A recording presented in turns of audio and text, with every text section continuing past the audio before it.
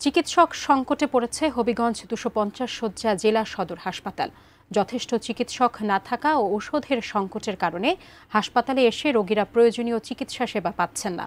ফলে দিন দিন রোগীদের ভোগান্তি বাড়ছে। হবিগঞ্জ আধুনিক সদর হাসপাতাল থেকে বিস্তারিত জানিয়েছেন প্রতিনিধি আলামিন খান।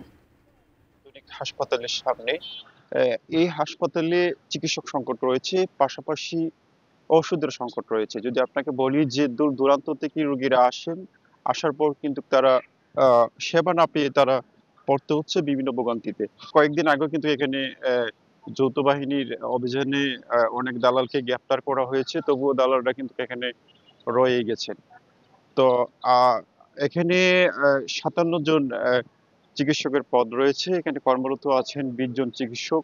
এই চিকিৎসক দিয়ে আসলে হাসপাতাল চলা খুবই অসম্ভব হয়ে দাঁড়িয়েছে। আমরা এই নিয়ে কথা বলেছিলাম। এখানে যিনি তত্ত্বাবধায়ক রয়েছেন তিনি বলেছেন যে চিকিৎসক সংকটের বিষয়টি তিনি ঊর্ধ্বতন কর্মকর্তাদের সাথে কথা বলেছেন, সেটি অতি দ্রুতই সমাধান হবে। পাশাপাশি যদি আপনাকে বলি যে আ ওষুধের বিষয়টি তিনি বলছেন যে সে বিষয়ে তিনি কথা বলেছেন, সেটাও সমাধান হবে।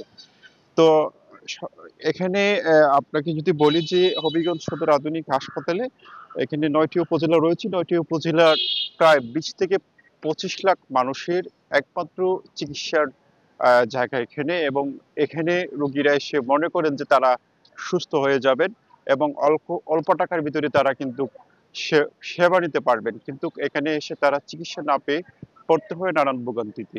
তো এই ছিল হবিগঞ্জ থেকে সর্বশেষ।